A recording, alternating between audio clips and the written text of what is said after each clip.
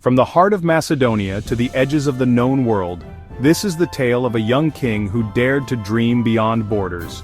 The story of Alexander the Great. But before we begin this epic journey, don't forget to like the video and subscribe to the channel. This helps us continue to bring you fascinating stories from history. Alexander was born in 356 BCE in the ancient city of Pella, the capital of the Kingdom of Macedon.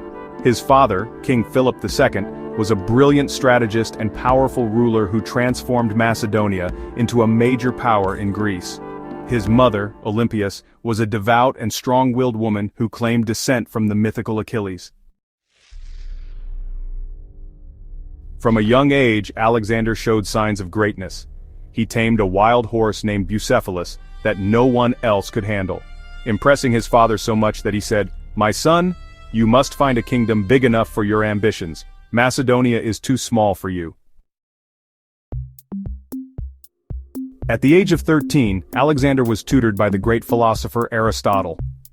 Under his guidance, Alexander learned philosophy, science, medicine, and literature. Aristotle's teachings were formative for Alexander's views on the world and the role of the king in society. He developed a deep love for Homer's epics, especially the Iliad, and saw himself as a modern-day Achilles. One of the most important lessons Alexander learned from Aristotle was the idea of Greek superiority and the mission of Greek culture to spread across the known world. This idea would later shape Alexander's ambitions as he moved through Asia, spreading Greek culture and knowledge along with his armies. When King Philip was assassinated in 336 BCE, Alexander ascended the throne at just 20 years old. Despite his youth, he quickly consolidated power, dealt with internal revolts, and was declared the leader of the Greek states. He then turned his eyes to the Persian Empire, the greatest empire of the time. Alexander's early days as king were marked by swift action. One of his first tasks was to secure Greece, which was still reeling from internal struggles. He defeated a rebellious city-state, Thebes, and destroyed the city as a warning to other Greek states that opposed his rule. Once his position in Greece was secure, Alexander began planning his campaign to conquer the mighty Persian Empire. In 334 BCE, Alexander crossed the Hellespont into Asia with around 35,000 troops. His first major battle was at the Granicus River, where he secured a swift and impressive victory.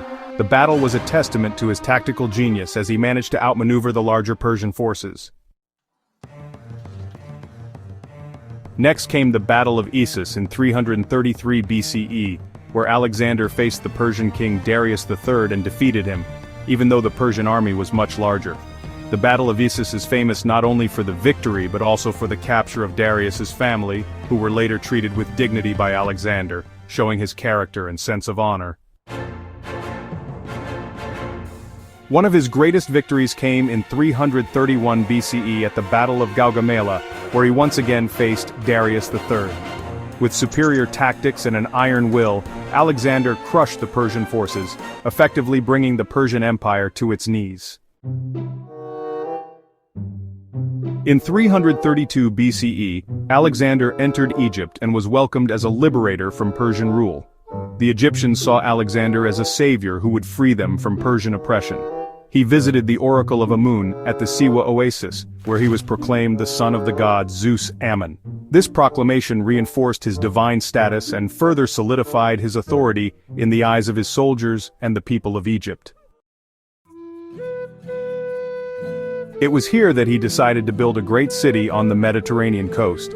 He founded the city of Alexandria in Egypt, choosing its location strategically between the Mediterranean and the Nile Delta. The city would go on to become one of the most important cultural and economic centers of the ancient world. Alexander made Alexandria his capital in Egypt, and to this day, it remains in the same location, now Egypt's second largest city and its cultural capital. Driven by an insatiable desire for conquest, Alexander continued eastward. He defeated the mighty armies of Central Asia and ventured into India. In 326 BCE, he faced King Porus at the Battle of the Hydaspes River. Despite Porus's use of war elephants, Alexander emerged victorious. After the Battle of the Hydaspes, Alexander continued his march into the subcontinent, but his troops, weary from years of fighting, mutinied at the banks of the Beast River, refusing to go further. Alexander, faced with the reality that his soldiers would not follow him into more unknown lands, reluctantly agreed to turn back. However, his journey through India exposed him to new cultures, philosophies, and ideas that would influence his later policies. He invited Indian scholars and philosophers to his court and absorbed their ideas, further blending Eastern and Western traditions. The journey back was grueling. Alexander led his army through the harsh deserts of southern Iran, suffering heavy losses. In 323 BCE, after reaching Babylon and beginning plans for new conquests and a grand empire, he fell ill. At just 32 years old, Alexander the Great died, possibly from fever, poisoning, or a chronic illness. Historians still debate the cause. His death left the empire in disarray, as he had no clear successor. Alexander left no clear heir, and his vast empire quickly fractured. His generals, known as the Diadochi, fought amongst themselves for control. The empire was divided into several parts, each governed by one of Alexander's former commanders. One of the most important outcomes was in Egypt. Ptolemy, one of Alexander's trusted generals, took control of Egypt and established the Ptolemaic dynasty, a line of Greek rulers in Egypt that lasted nearly 300 years.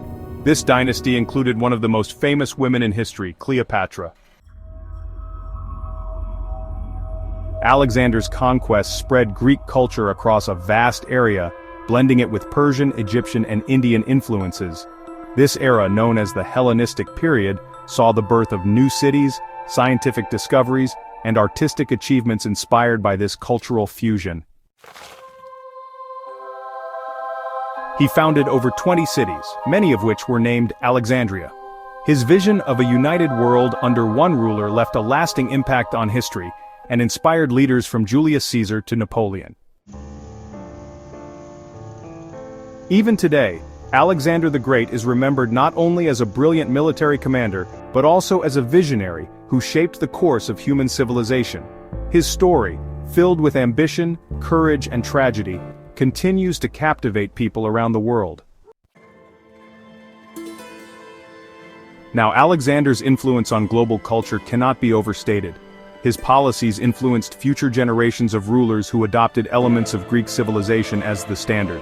Not just in military matters, but in administration, philosophy, science, and art, his empire's legacy permeated the ancient world, leaving a mark on Western and Eastern traditions alike. The blending of Greek and Eastern cultures during the Hellenistic period created a cultural renaissance, where scientific knowledge advanced and the arts flourished. The cities Alexander founded became vibrant centers of trade, philosophy, and learning, where scholars like Euclid and Archimedes thrived.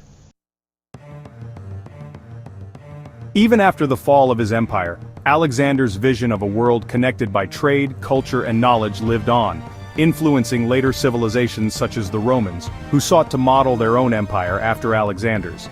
His conquests helped to spread the idea that cultures from different corners of the world could coexist and enrich one another. In conclusion, Alexander the Great was not just a conqueror but a harbinger of cultural transformation. His name is etched into the annals of history, and his legend continues to inspire people worldwide. From military strategy to cultural diplomacy, Alexander's impact is seen in countless facets of modern civilization. So, if you were inspired by this incredible journey through history, don't forget to like this video and subscribe to the channel. There are still many epic stories to tell.